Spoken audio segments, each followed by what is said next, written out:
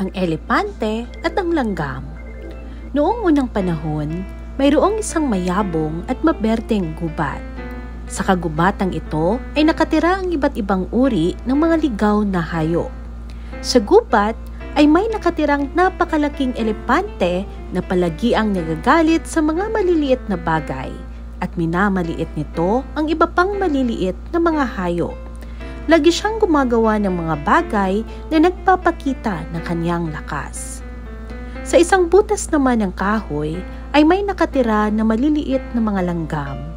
Lagi-lagi sa umaga ay naghahanap sila ng makakain. Sa kanilang daanan ay nakakatagpo nito ang elepante.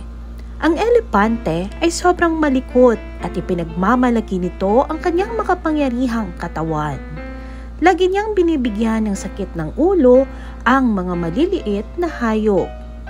Isang araw, habang ang pamilya ng langgam ay papunta sa kanilang trabaho, binasa ang mga ito ng elepante gamit ang kanyang matataas na nguso. "Aray! Huwag kang manakit ng ganito sa iyong kapwa," iyak ng isa sa mga langgam. Nagalit ang elepante at nagsabi, "Oh, tangang langgam! Tumahimik ka o di kaya ikaw ay aking tatapakan hanggang sa mamatay." Ang kawawang langgam ay tumahimik pero desidido na siyang bigyan ng leksyon ang elepante. Dahan-dahan na gumapang ang langgam papuntang nguso ng elepante at ito ay kanyang kinagat ng kinagat. Ang elepante ay hindi mapakali. Sinubukan niyang alisin ang langgam sa kanyang nguso pero di niya ito mapalabas.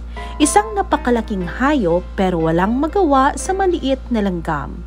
Kundi ito ay napasigaw na lamang sa sakit habang ang langgam ay patuloy siyang kinakagat. Ang elepante ay nagsimulang umiyak at siya ay humingi ng kapatawaran sa maliit na langgam. Ang langgam ay nagsabi, "Ganito ang nararamdaman kung iyong sinasaktan ang iyong kapwa."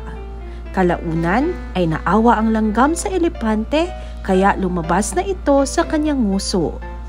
Ang elepante ay naging masaya. Ganito na pag-alaman ng elepante ang kanyang leksyon sa buhay.